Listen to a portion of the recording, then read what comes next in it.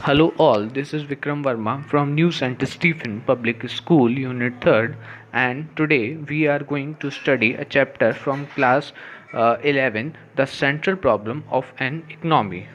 Dear students, in previous video we had already discussed what is an economic problem, what are the causes of economic problem, what are the central problem of an economy, that is what to produce, how to produce and for whom to produce, and the solution of central problem in different economies.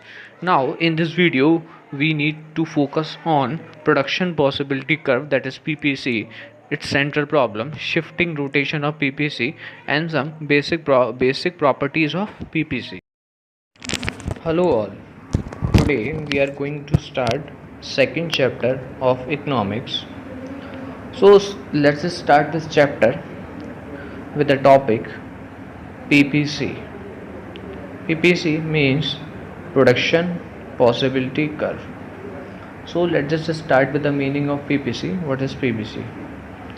Production possibility curve is a curve showing alternative production possibility of two goods with the given resource and technique of production. It is called production boundary or production frontier, as it shows the maximum possible production with the given resources and technology. This curve is also called transformation line or transformation curve, because it indicates that if more of good X is to be produced, then factor of production will have to be withdrawn from the production of good Y and then transferred to the production of good X. In other words, goods Y is transformed into good X. So let me tell you what is production possibility curve. So production possibility curve, first of all, it is a curve. Production possibility curve, तो production possibility curve क्या है? एक curve है ना. अच्छा, ये curve क्या दिखाता है? Showing different combination of two goods. It shows the different combination of two goods which can be produced with the available resource on the assumption that दो प्रोडक्शन पॉसिबिलिटी कर्व एक curve है ना, जो दिखाता है हमें डिफरेंट कॉम्बिनेशन दो goods के, है ना, जो कि हम प्रोडक्शन जिसका हम निर्माण यानी कि प्रोडक्शन कर सकते हैं अपने अवेलेबल रिसोर्स के साथ. ठीक है, तो अगर आपसे कोई पूछता है कि प्रोडक्शन पॉसिबिलिटी कर्व क्या है, तो एक ऐसा कर्व है जो शो करता है डिफरेंट दो गुड्स के अलग अलग कॉम्बिनेशन को, है ना, जो हम प्रोड्यूस कर सकते हैं अवेलेबल रिसोर्सेज के साथ. अच्छा, कुछ एंजप्शंस हैं प्रोडक्शन पॉसिबिलिटी कर्व के. Assumption means these things should be follow, है ना, while we are studying the production possibility curve. जब हम प्रोडक्शन पॉसिबिलिटी कर्व जब हम पढ़ेंगे तो कौन सी चीज़ें फॉलो होंगी प्रोडक्शन पॉसिबिलिटी कर्व में.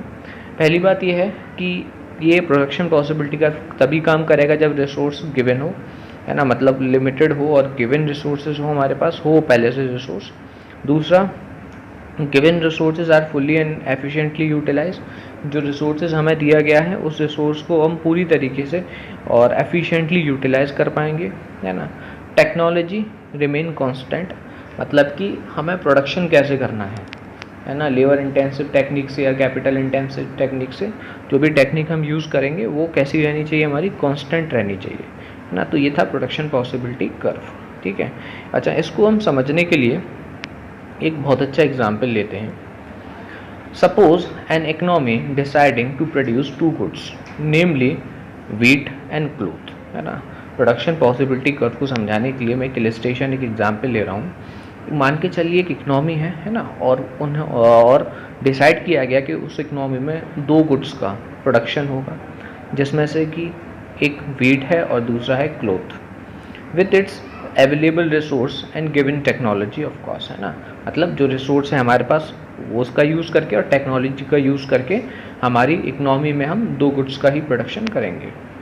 If all resource are use for the production of wheat alone, then 1 lakh tons of wheat can be produce. अगर आप सोचिए कि मैं सारे रिसोर्स को व्हीट में यूज़ करूँ, व्हीट के प्रोडक्शन के लिए यूज़ करूँ, तो मैं कितना प्रोडक्शन कर पाऊँगा व्हीट का? मैं व्हीट का 100 लाख टन्स का प्रोडक्शन कर पाऊँगा. दूसरी तरफ अगर मैं रिसोर्स को यूज़ करूं और सिर्फ मैं प्रोडक्शन करूं क्लोथ का, तो क्लोथ की मैं 4000 बेल्स यानी कि 4000 थाने मैं क्लोथ के बना पाऊंगा, है ना। 4000 बेल्स का प्रोडक्शन में क्लोथ का कर पाऊंगा, है ना। If the economy produce both the good, then within this limit various combination of two goods can be produce. अगर आप सोचिए कि मैंने बताया था कि जैसे मान के चलिए गिवन रिसोर्स के साथ हम या तो वीट का प्रोडक्शन करें, सिर्फ वीट का तो इतना प्रोडक्शन कर सकते हैं, सिर्फ क्लोथ का करें तो इतना कर सकते हैं, ठीक है। लेकिन अगर एक इकोनॉमी प्रोडक्शन करती है दोनों चीज़ों का, है ना, विद इन दीज लिमिट कौन सी थी, अवेलेबल रिसोर्स और गिवन टेक्नोलॉजी, है ना। तो इन दोनों गुड्स के हम अलग अलग प्रोडक्शन बना सकते हैं, है ना। तो यही है हमारा प्रोडक्शन पॉसिबिलिटी कर्व। इस एग्जाम्पल को और अच्छे से समझने के लिए मैं आपको प्रोडक्शन पॉसिबिलिटी स्केड्यूल दिखाता हूँ। अब देखिए यहाँ पर हम इकोनॉमिक्स में जब भी कर्व बनाते हैं तो वो ग्राफ पे कर्व बनते हैं। जैसे आप लोगों ने शायद 10th में ग्राफ देखे होंगे, तो ग्राफ के ऊपर पे आपने कर्व बनाए होंगे, उसी टाइप से इकोनॉमिक्स में भी कर्व बनते हैं ग्राफ पेपर पे, ठीक है। अच्छा, जो आप लोगों ने ग्राफ पेपर पर कर्व बनाए थे वो किसी न किसी टेबल का यूज़ करके तो बनाए होंगे, है ना। डाटा दे रखा होगा टेबल में, तो हम जो कर्व बनाते हैं वो एक टेबल से बनाते हैं हमेशा इकोनॉमिक्स में, है ना। तो जो हमने प्रोडक्शन पॉसिबिलिटी कर्व बनाया था वो किससे बनाया था, प्रोडक्शन पॉसिबिलिटी स्केड्यूल से। तो आपके सामने जो प्रोडक्शन पॉसिबिलिटी स्केड्यूल है ये वही टेबल है, ठीक है। अब ये जो टेबल है इससे हमें प्रोडक्शन पॉसिबिलिटी कर्व के बारे में पता चलता है कि प्रोडक्शन पॉसिबिलिटी कर्व क्या है, ठीक है। अब जैसे कि मैंने आपको बताया था कि प्रोडक्शन पॉसिबिलिटी कर्व कॉम्बिनेशन है ना। प्रोडक्शन पॉसिबिलिटी कर्व क्या है, ये कॉम्बिनेशन शो करता है ना, it show the different combination, दो गुड्स के अलग अलग कॉम्बिनेशन शो करता है जो हम अवेलेबल रिसोर्स के साथ जिसका हम प्रोडक्शन कर पाएँ। तो मैंने एग्जांपल लिया था किसका, वीट का और क्लोथ का। अब मान के चलिए कि प्रोडक्शन पॉसिबिलिटी के ऐसे 5 ABCDE, है ना, ऐसे 5 इसके सेट हैं प्रोडक्शन पॉसिबिलिटी के, है ना। प्रोडक्शन पॉसिबिलिटी करके 5 सेट हैं।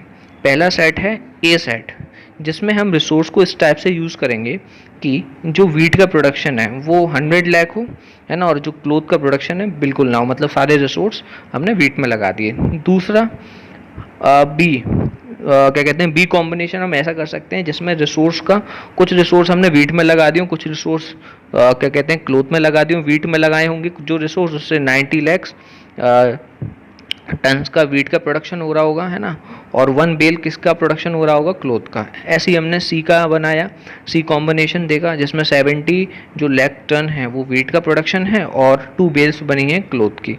ऐसी डी और ई, तो इस हिसाब से हमने ये जो अलग अलग कॉम्बिनेशन बनाए हैं ये सारे अलग अलग कॉम्बिनेशन मिला के प्रोडक्शन पॉसिबिलिटी सेट कहलाते हैं। और इन प्रोडक्शन पॉसिबिलिटी सेट को जब हम ग्राफ पे दर्शाते हैं तो वो प्रोडक्शन पॉसिबिलिटी कर्व बन जाते हैं, ठीक है। और जैसे मैंने आपको बताया था कि जो प्रोडक्शन पॉसिबिलिटी है ना, तो जो प्रोडक्शन पॉसिबिलिटी कर्व होता है वो 3 एग्जम्पशंस पर काम करता है। कौन कौन से 3 एग्जम्पशन थे, first resources are given, second given resources are fully and efficiently utilise, and third one technology remain constant, ठीक है ना। मतलब जो रिसोर्सेज है हमें कुछ ना कुछ रिसोर्स मिलने चाहिए और जो रिसोर्स हमें मिले हैं उनको हमने पूर्ण तरीके से यानी कि फुलर कैपेसिटी पे हमने उनको फुलर एफिशिएंसी के साथ हमने यूटिलाइज किया है। फुलर एफिशिएंसी का मतलब पूरी क्षमता से हमने उनका प्रयोग किया है, वो कुछ हमने वेस्ट नहीं किए हैं, ठीक है। और टेक्नोलॉजी जो थी वो सभी कॉम्बिनेशन में कैसी थी, सेम थे, ठीक है ना। तो इसी हिसाब से आप लोगों ने देखा कि ये क्या था, प्रोडक्शन पॉसिबिलिटी स्केड्यूल। इसी प्रोडक्शन पॉसिबिलिटी स्केड्यूल का हम अपने सामने देखिए एक बना सकते हैं। आपके सामने जो है वो है प्रोडक्शन पॉसिबिलिटी कर्व, है ना। तो इसी टेबल के आधार पर हमने एक कर्व बनाया, है ना। इसी कर्व का नाम है आपका प्रोडक्शन पॉसिबिलिटी कर्व, जो कि हमारा आज का टॉपिक था, ठीक है। तो जैसे कि आप लोग ने टेबल से देखा होगा या आप टेबल देख सकते हैं कि वीट का कितना प्रोडक्शन, कॉम्बिनेशन ए पे वीट का कितना प्रोडक्शन करा था हमने 100 लाख का, है ना, और क्लोथ का कितना प्रोडक्शन करा था 0 का, ठीक है। तो पॉइंट ए बन गया। फिर पॉइंट बी बना। पॉइंट बी कैसे बना कि 90 लाख तो हमने किसका प्रोडक्शन करा था, वीट का, है ना, और 1000 किसका प्रोडक्शन करा था हमने, बेल्स कितनी बेल्स का प्रोडक्शन करा था 1000, तो हमने उसको 1 से दिखाया है यहाँ पर। तो हमने बी कॉम्बिनेशन सेट किया, फिर ऐसी सी कॉम्बिनेशन, डी कॉम्बिनेशन और ई कॉम्बिनेशन सेट करेंगे। तो ये सारे जब कॉम्बिनेशन को हम फ्री हैंड से ज्वाइन कर देंगे तो एक कर्व बनेगा। इसी कर्व को हम क्या कहेंगे, प्रोडक्शन पॉसिबिलिटी कर्व। ठीक है। अच्छा, अब कोई भी बिंदु, अगर कोई भी पॉइंट अगर मैं कर्व के ऊपर लगाता हूँ, जैसे कि एफ पॉइंट है वो मैंने कर्व के बाहर लगाया है ना, तो जो एफ पॉइंट है उतना प्रोडक्शन हो पाना वीट और क्लोथ का इम्पॉसिबल है ना। तो वो कॉम्बिनेशन जो इस कर्व के बाहर बनते हैं वो सारे कॉम्बिनेशन अनअटेनेबल कॉम्बिनेशन है आउटपुट के। मतलब कि मान के चलिए आप इसको पूरे ग्राफ पेपर पर बनाइए और उसके बाद एक कर्व ड्रॉ कर दीजिए, A B C D E का एक पूरा कर्व बना दीजिए। अब आप कोई पॉइंट लगाइए जो उस कर्व के बाहर हो, जैसे कि इसने एफ पॉइंट लगाया है। अब इस एफ पॉइंट को आप ज्वाइन कर दो वाई एक्सिस से और एक्स एक्सिस से, तो आपको पता चल जाएगा कि वाई एक्सिस पर मतलब कि वीट का कितना प्रोडक्शन हो रहा है और एक्स एक्सिस पर क्लोथ का कितना प्रोडक्शन हो रहा है। तो एफ पॉइंट भी एक कॉम्बिनेशन शो करेगा, लेकिन एफ पॉइंट जो कॉम्बिनेशन शो करेगा उतना आउटपुट हम प्रोड्यूस नहीं कर सकते। क्यों नहीं कर सकते? क्योंकि ये कर्व के बाहर है ना। तो प्रोडक्शन पॉसिबिलिटी कर्व के अंदर यही है कि अगर हम प्रोडक्शन पॉसिबिलिटी कर्व के अंदर प्रोडक्शन करेंगे तो हमारा जो रिसोर्स है कुछ ना कुछ अंडर यूटिलाइज्ड रह जाएगा, मतलब पूरी तरीके से प्रयोग नहीं हुआ होगा। और प्रोडक्शन पॉसिबिलिटी कर्व के बाहर बनाएंगे तो वो कॉम्बिनेशन अनअटेनेबल है, मतलब कि उतना हम प्रोडक्शन कर ही नहीं सकते।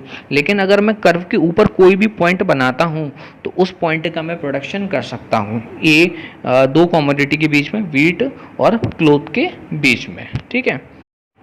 So, without wasting time, let's just start our next topic. Shift oblique rotation of production possibility curve. ठीक है, कि जो हमारा प्रोडक्शन पॉसिबिलिटी कर्व है क्या वो शिफ्ट या रोटेट हो सकता है? ठीक है, तो इसका आंसर है yes, definitely production possibility curve can shift और रोटेट। अब ये शिफ्ट और रोटेट कैसे होता है, क्या होता है, ये मैं बताता हूँ आपको। पहली इसकी जो कंडीशन है वो है चेंज इन रिसोर्सेज। अब आप मान के चलिए वही पुराना एग्जाम्पल को आप एज्यूम कीजिए जिसमें वीट और क्लोथ का हम प्रोडक्शन कर रहे थे गिवन रिसोर्स के साथ। ठीक है, अब आप सोचिए कि उसका पहला इंसेप्शन क्या था, पीपीसी का रिसोर्सेज आर गिवन, है ना, और दूसरा था some given resources are fully and efficiently utilised and technology should be same. तो पहला मैं पॉइंट उठा के चल रहा हूँ कि रिसोर्सेज आर गिवन, तो जो रिसोर्सेज हमें दिए थे अगर वो रिसोर्सेज बढ़ जाएं हमारे, अगर वो रिसोर्सेज, मैं दोबारा रिपीट कर रहा हूँ कि वो रिसोर्सेज अगर हमारे बढ़ जाएं तो हमारा ये जो ग्राफ है पीपीसी का वो आगे की तरफ क्या हो जाएगा, हमारा शिफ्ट हो जाएगा। ठीक है, तो देखिए पहले जो हमारा पीपीसी का कर्व बन रहा था वो ब्लू कलर का कर्व था, यानी कि ए बी, है ना।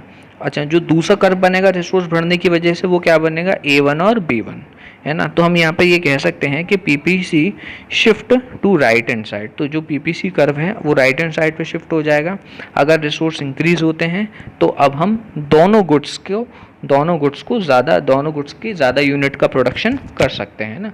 तो ये पहला था चेंज इन द टेक्नोलॉजी, है ना। दूसरा पॉइंट है इसका रिसोर्सेज आर रिड्यूस्ड। अब आप सोचिए, मैंने वही पहला इंसेप्शन बोला था कि रिसोर्सेज आर गिवन, अगर वो जो रिसोर्सेज आपको दिए थे अगर वो कम कर दिए जाएं, तो अगर रिसोर्स अगर आप कम कर दोगे तो जो पीपीसी का कर्व है वो क्या हो जाएगा, बैकवर्ड शिफ्ट हो जाएगा, यानी कि लेफ़्ट के साइड आ जाएगा। कैसे कि जो वही आप एग्जांपल ले लीजिए, जैसे कि हमने क्लोथ का और वीट का प्रोडक्शन किया था तो हमें कुछ रिसोर्स गिवन थे, अगर वही रिसोर्स अगर आपको कम दिए जाएं तो जो प्रोडक्शन पॉसिबिलिटी कर्व है वो किस तरफ शिफ्ट हो जाएगा, लेफ्ट हैंड साइड में, है ना। If the resources are reduced we can produce less of the both good. अगर हमारे रिसोर्सेज कम हो जाएं तो हम प्रोड्यूस कर सकते हैं, तो हम लेस गुड्स को प्रोड्यूस करेंगे।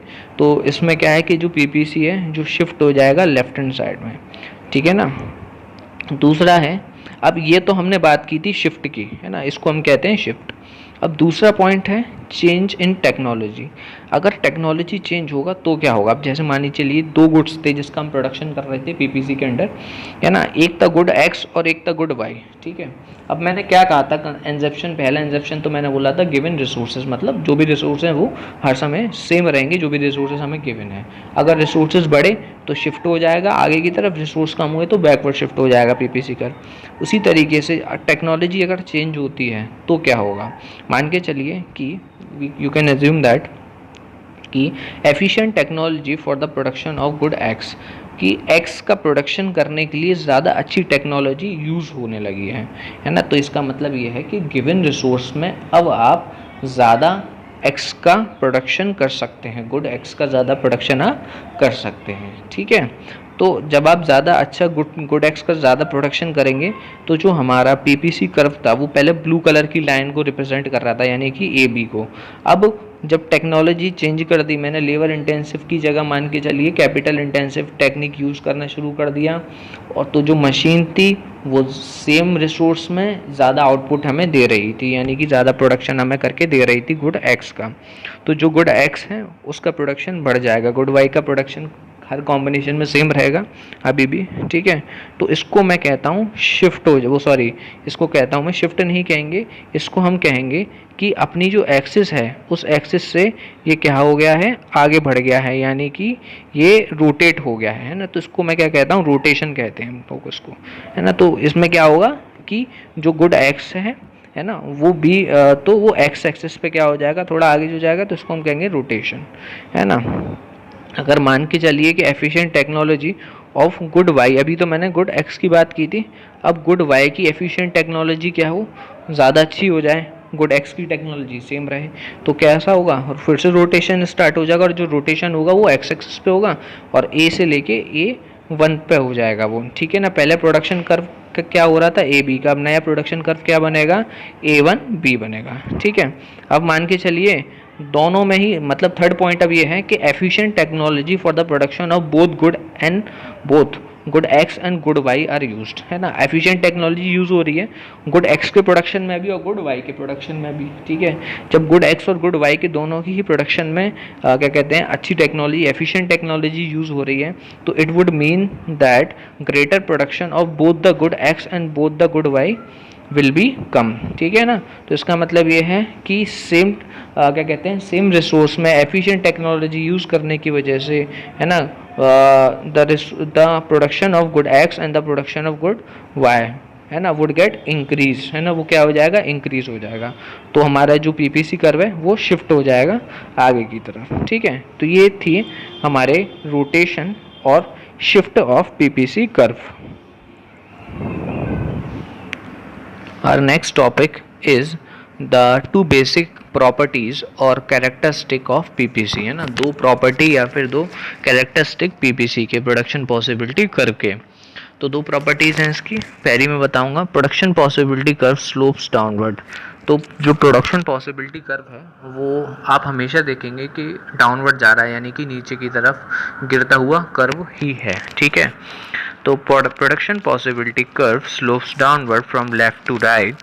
It is because is in a situation of fuller utilization of given resource, production of both the goods cannot be increased if more of good X can be produced only with the less of good Y, ठीक है। देखिए इसका एक कारण ये है कि जो प्रोडक्शन पॉसिबिलिटी कर्व है वो नीचे की तरफ जा रहा है, ठीक है ना, मतलब स्लोप्स डाउनवर्ड है। तो इसका जो रीज़न है वो बहुत सीधा सा रीज़न है। पहली बात तो ये है कि हम जो हमारे गिवन रिसोर्स हैं, इसका पहला इंसेप्शन था गिवन रिसोर्स, और दूसरा इसका इंसेप्शन था कि हम उसको फुलर कैपेसिटी पे, मतलब फुल एफिशिएंसी पे, फुलर यूटिलाइजेशन करेंगे हम रिसोर्सेज का। तो इसमें ऐसा ही होता है बिल्कुल। तो हमारे पास जो गिवन रिसोर्सेज हैं उनका फुलर यूटिलाइजेशन करते हैं उन गिवन रिसोर्सेज का। तो जब हम रिसोर्स का फुलर यूटिलाइजेशन करेंगे, तो अगर मान के चलिए मुझे गुड एक्स का प्रोडक्शन थोड़ा सा बढ़ाना है तो गुड वाई का प्रोडक्शन मुझे थोड़ा सा कम करना पड़ेगा, क्या ना। तो अगर मैं एक का प्रोडक्शन कम करूँगा और दूसरे का प्रोडक्शन बढ़ाऊँगा तो जो स्लोप है मेरा अपने आप, है ना, कैसा बन जाएगा, डाउनवर्ड शिफ्ट हो जाएगा, ठीक है।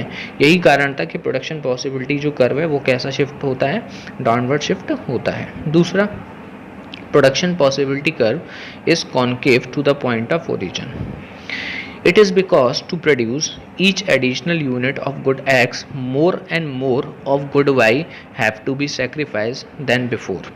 तो प्रोडक्शन जो पॉसिबिलिटी कर्व है वो कॉन्केव है to the point of origin. Shape देखोगे आप इसका तो कॉन्केव शेप है ना। तो इसका क्या कारण है, ऐसा इसलिए है कि जब हम प्रोडक्शन करते हैं जैसे कि हम दो गुड्स का प्रोडक्शन कर रहे हैं, मान के चलिए एक गुड है हमारा एक्स और दूसरा गुड है हमारा वाई, है ना। तो अगर मुझे गुड एक्स का एडिशनल यूनिट का प्रोडक्शन करना है, मतलब कि अगर मैं सेम यूनिट का प्रोडक्शन करूँगा, है ना, तो फिर अलग अलग सेट क्रिएट नहीं हो पाएंगे, है ना। और प्रोडक्शन पॉसिबिलिटी कर्व में हम अलग अलग सेट बनाते हैं, है ना, तो डिफरेंट कॉम्बिनेशन बनाते हैं।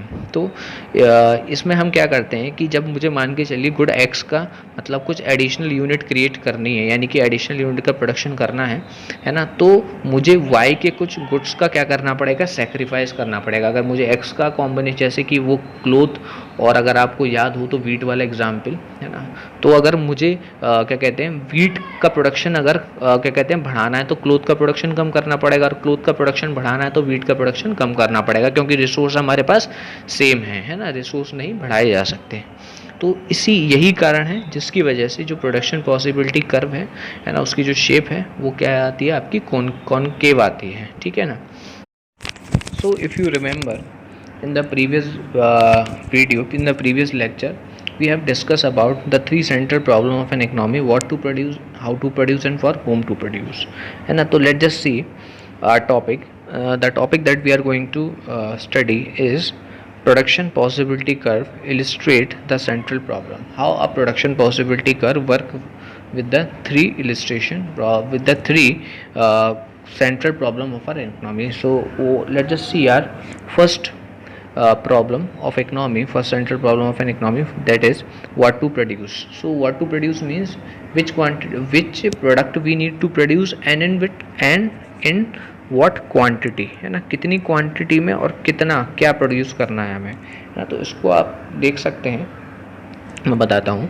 If all the resources are used in the production of wheat, अब जैसे कि इसके दो समझने के लिए आपके सामने एक कर्व दे रखा है, ठीक है। इस कर्व को आप बहुत ध्यान से देख सकते हैं, है ना। If all the resources are used in the production of wheat, अगर मैं सारे रिसोर्स यूज़ करता हूँ वीट के प्रोडक्शन में, तो you can produce 6 turns of wheat corresponding to point D, है ना। तो हम क्या कर सकते हैं उसमें कि आप वीट का पूरा प्रोडक्शन कर सकते हैं और पॉइंट डी आपका रिप्रेजेंट करेगा। On the other hand, if all the resources are used in the production of cloth, है ना, you can produce 12 bales of cloth corresponding to point A. अगर मैं सारा रिसोर्स यूज़ करता हूँ क्लोथ्स का प्रोडक्शन करने के लिए, है ना, तो मैं उसको किस पॉइंट पर डिनोट करूँगा, ए पॉइंट पर डिनोट करूँगा, है ना। आप लोग सामने देख सकते हैं। तो stretch between A and D on the production possibility curve shows the different possible combination of wheat and cloth that can be produced with a given resources, है ना। तो मैं ए और डी के बीच में बाकी कॉम्बिनेशन भी क्रिएट कर सकता हूँ किसके, प्रोडक्शन पॉसिबिलिटी कर्व के, है ना। Any point on the production possibility curve correspondence to full utilisation of resource, this point B shows the production of 2 tons of wheat and 10 bales of cloth, है ना। तो अगर आप बी पॉइंट को देखोगे तो इसमें मैंने बी पॉइंट में 10 बेल्स क्लोथ्स का प्रोडक्शन किया है और 2 टन मैंने वीट का प्रोडक्शन किया है, ठीक है ना। Point C shows 4 tons of wheat and 6 bales of cloth, है ना। पॉइंट सी को अगर आप देखोगे तो इसमें मैंने 4 टन्स वीट का प्रोडक्शन किया और 6 बेल क्लोथ का प्रोडक्शन किया है ना। तो at both this point resources are fully as well as the efficiently utilise. तो दोनों पॉइंट पर हम ये देख सकते हैं कि जो रिसोर्स हैं वो फुली और एफिशिएंटली यूटिलाइज हो रहे हैं। But if the production of one of the commodity is increase, अगर दोनों में से एक का भी प्रोडक्शन हम बढ़ाएंगे, then the production of other to be decrease, तो दूसरे का प्रोडक्शन हमें कम करना पड़ेगा, है ना। तो this is because the given resources are already fully utilise, क्योंकि जो गिवन रिसोर्सेज हैं वो फुली यूटिलाइज हो सकते हैं। Hence the problem of allocation of resources across their different uses arises, है ना। तो जो हमारी प्रॉब्लम है कि हम कैसे रिसोर्स का एलोकेशन करें, है ना, अलग अलग यूज़ करने के लिए इन कॉम्बिनेशन में, वो हमारे सामने उत्पन्न होती है, ठीक है ना। The problem of allocation of resource across their different uses arise. So next point is how to produce. So you can see the diagram, you can see the figure here on the screen. The other central problem of an economy is how to produce. If you remember, तो जो second problem थी हमारी, central problem जो economy की थी, वो ये थी कि how to produce. This problem arise due to the choice of technique of production. तो ये प्रॉब्लम क्यों आ रही थी? क्योंकि हमें यहाँ पर हमारे पास चॉइस थी कि हम किस टाइप की टेक्निक को यूज़ करें प्रोडक्शन की, है ना। तो ये सिचुएशन हम इस फिगर की मदद से आपको समझाने की कोशिश करेंगे, है ना। Will try to explain the situation with the figure you can see on your screen. The figure shows that how an economy choose a technique that enable optimum use of the available factor of production। मतलब कि जो figure है हमें ये बताती है कि कैसे एक इकोनॉमी जब चूज़ करती है एक टेक्निक को, है ना, तो उस टेक्निक की वजह से वो उस रिसोर्स को, है ना, मैक्सिमम यूज़ कर पाती है ना। As an evident point E, है ना, अब आप एक पॉइंट ई को देख सकते हैं, is very much inside the production possibility curve PP. देखिए प्रोडक्शन पॉसिबिलिटी कर्व क्या है? पीपी, है ना। उस प्रोडक्शन पॉसिबिलिटी कर्व के अंदर एक पॉइंट है ई पॉइंट, है ना। तो it shows that the use of the inefficient technique. अगर देखिए मान के चलिए हमारे पास कुछ रिसोर्स है और उस रिसोर्स का हम फुलर यूटिलाइजेशन नहीं कर पा रहे, तो इसका ये कारण हो सकता है कि हमने इनएफिशिएंट टेक्निक का यूज़ किया हो। तो ये पॉइंट ई जो है, जिस पॉइंट ई पर जो हमने प्रोडक्शन किया है, इसका मतलब कि हमने इनएफिशिएंट टेक्नोलॉजी का या टेक्निक का यूज़ किया है। If efficient technique is use, अगर एफिशिएंट टेक्निक यूज़ हुई होती तो there will be more production of one commodity without sacrificing the production of other, है ना। तो अगर मान के चलिए अगर हमने एफिशिएंट टेक्नोलॉजी यूज़ की हुई होती, है ना, तो ज़्यादा प्रोडक्शन हुआ होता एक कमोडिटी का, है ना, दूसरी कमोडिटी का बिना सेक्रीफाइस करे, जैसे कि पॉइंट ए और पॉइंट सी पर हो रहा है, ठीक है ना। And there will be more production of both the commodities, और दोनों ही कमोडिटीज़ का ज़्यादा प्रोडक्शन होता, ठीक है। अब जैसे कि ई पॉइंट है, अगर आप इस ई पॉइंट को अगर मान के चलिए आप ग्राफ पे बनाएंगे तो आपको पता चलेगा कि जो ई पॉइंट है वो क्लोथ के कॉरस्पॉन्डिंग लाइन में कितना प्रोडक्शन कर रहा है और वीट के कॉरस्पॉन्डिंग यानी एक्स एक्सिस में कितना प्रोडक्शन कर रहा है ना। तो ये इनएफिशिएंट टेक्नोलॉजी यूज़ करने की वजह से पॉइंट ई के अंदर पॉइंट ई का प्रोडक्शन हमने किया है, जो कि हमारा पीपीसी कर्व के अंदर प्रोडक्शन हुआ है। तो इसका क्या मतलब है? Inefficient utilisation of the resources. और इसका क्या कारण है inefficient utilisation of the resources का? कि हमने जो टेक्निक है प्रोडक्शन की वो ठीक इनएफिशिएंट टेक्निक हमने यूज़ की है। The next topic is for whom to produce, है ना। So you can understand this topic with the help of this figure. So from whom to produce is the problem relating to the distribution of income. तो ये जो topic है from whom to produce, है ना, ये एक ऐसी problem है जो किससे रिलेटेड है? डिस्ट्रीब्यूशन ऑफ इनकम से। Unequal distribution of income in the favour of richer section of the society would generate more surplus और saving for the further investment, ठीक है ना। अब देखिए जैसे कि आपको पता है कि क्या कहते हैं, अनइक्वल डिस्ट्रीब्यूशन है इनकम का, ये आपको पता है ऑलरेडी एग्जिस्ट करता है हमारी इकनॉमी में। तो इससे होगा क्या कि सेविंग जनरेट होगी और इन्वेस्टमेंट जनरेट होगी किसके पास? Richer section of the society के पास। अगर richer section of the society के पास यहाँ पर क्या कहते हैं सेविंग या इन्वेस्टमेंट होगी, तो उस सेविंग और इन्वेस्टमेंट से क्या हो सकता है कि फर्दर प्रोडक्शन पॉसिबल हो सकता है ना। और फर्दर प्रोडक्शन अगर पॉसिबल हो पाएगा यहाँ पर तो रिसोर्स हमारे इंक्रीज़ हो जाएंगे, क्योंकि हमारे पास कैपिटल रिसोर्स बढ़ जाएगा, और जब कैपिटल रिसोर्स बढ़ जाएगा तो ज़्यादा प्रोडक्शन हम कर पाएंगे। तो इसमें क्या होगा कि जो पीपीसी का जो कर्व होगा वो शिफ्ट हो जाएगा किसमें? राइट में। But the poor section of the society would suffer deprive, है ना। लेकिन जो पुअर मेंबर होंगे सोसाइटी के, है ना, उनको फ़र्क इस चीज़ से नहीं पड़ेगा, वो उनके लिए डिसएडवांटेज का ही काम करेगा। Next point is the fuller utilisation of the resource. So any point on the production curve AD, अब you can see the figure is you can see in the figure that production possibility curve is denoted with the help of AD. So production possibility curve AD corresponding to the fuller as well as the efficient utilization of resource। आपको पता है कि PPC बना है तो इसका Inception क्या है कि फुलर और एफिशिएंट यूटिलाइजेशन हो रहा है हमारे रिसोर्स का, है ना। It shows the potential level of output, है ना। देखिए पॉइंट P है यहाँ पर, है ना, पॉइंट F है यहाँ पर और पॉइंट G है यहाँ पर, ठीक है। तो जो पॉइंट P है वो किसके ऊपर बना है, हमारा पीपीसी कर्व के ऊपर बना है। इट शोज दैट कि fuller as well as efficient utilisation हुआ है हमारे रिसोर्स का, है ना। तो इसका मतलब यह है कि कोई भी पॉइंट अगर प्रोडक्शन हो रहा है किसी भी कॉम्बिनेशन का गुड्स के, क्लोथ का और वीट का, है ना, और पॉइंट उसका लाई कर रहा है production curve PPC curve AD पर, ठीक है। तो इसका ये मतलब है कि फुलर और एफिशिएंट यूटिलाइजेशन ऑफ रिसोर्सेज है, और हमारे ये पोटेंशियल लेवल है आउटपुट का। पोटेंशियल लेवल का क्या मतलब होता है, the maximum level of output that can be produce with the given resources and technology, है ना। तो ए और डी जो हमारा ये दो पॉइंट हैं, इनके बीच में जो प्रोडक्शन पॉसिबिलिटी कर्व बन रहा है, तो इस पॉइंट के ऊपर अगर कोई भी पॉइंट पे किसी भी कॉम्बिनेशन में गुड्स का प्रोडक्शन होता है तो वो पोटेंशियल लेवल है आउटपुट का, ठीक है ना। दूसरी तरफ अगर any point inside the curve production possibility curve, है ना, दैट इज एडी, है ना, such as F and G, है ना, corresponding to the under utilisation और inefficient utilisation of resource, it shows that the actual level of production is less than the potential level of production, ठीक है ना। कोई भी पॉइंट है F और जी, है ना, उसका प्रोडक्शन अगर एफ और जी पॉइंट पर अगर प्रोडक्शन हो रहा है ना, तो ये एफ और जी पॉइंट है, ये प्रोडक्शन पॉसिबिलिटी कर्व के अंदर है एफ और जी पॉइंट।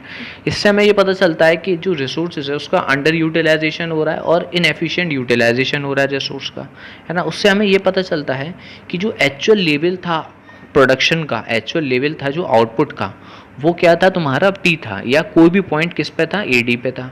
लेकिन जो जो एक्चुअल लेवल था आउटपुट का प्रोडक्शन का, वो एफ और जी था यहाँ पर, है ना, और वो बहुत कम था किससे, पोटेंशियल लेवल ऑफ आउटपुट से। पोटेंशियल लेवल ऑफ आउटपुट कहाँ पर बनेगा, ए और डी के बीच में जो पूरा प्रोडक्शन पॉसिबिलिटी कर्व है वो उसके ऊपर हमारा बनेगा, है ना। चलिए हम नेक्स्ट टॉपिक डिस्कस करते हैं। The next point is growth of resources. Growth of resources is possible only when the economy generate more resource, है ना। रिसोर्सेज ग्रोथ का तभी पॉसिबल है जब हमारी इकोनॉमी जनरेट करती है ज़्यादा रिसोर्सेज को। If more resources are generated the level of production will increase. तो अगर ज़्यादा